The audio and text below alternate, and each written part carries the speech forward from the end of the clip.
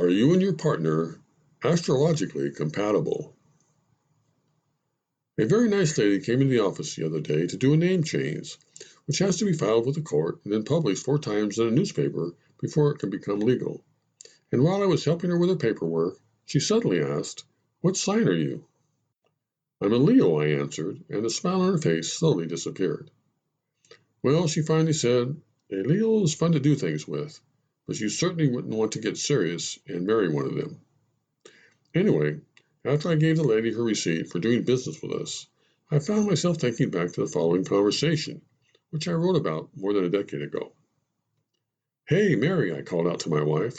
"What's your sign?" "I'm busy," she yelled back from our youngest son's bedroom. "What did you say?" "I said I need to know your astrological sign." A minute or two later, with her arms full of dirty socks, shirts, and pants, she emerged from our son's room, strolled over to where I was sitting, and said, "Did I hear you right? You want to know what sign I am?" "That's right." "But why?" she asked. "Come on, just tell me what your sign is, okay?" "Not until you tell me why." "Well," I said, "if you have to know, I'm trying to find out if we are astrologically compatible." "You're kidding." No, I'm not." "And just how do you plan on doing that?" "By looking up our signs in this here book," I explained, holding up Linda Goodman's bestseller, Love Signs. "Now, where did you get that?" she asked, putting down the dirty laundry. "One of your daughter's friends gave it to her to read. I'm just borrowing it for a few minutes." "But you don't really believe in all that stuff, do you?" "I sure know a lot of people who do," I said.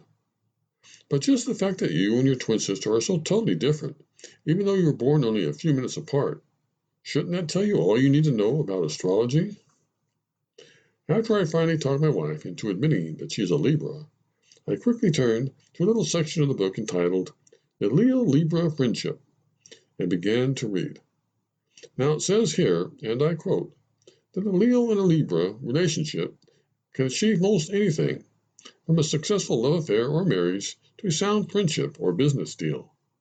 Their elements are air and fire, and when the former fans the latter into a bright torch, both benefit. "Is that so?" asked my wife. "It even says that Leos and Libras make great soulmates because we are good at constantly practicing tolerance and forgiveness, and that the magic we can create is all powerful and indestructible. The bond can be weakened, but never separated permanently."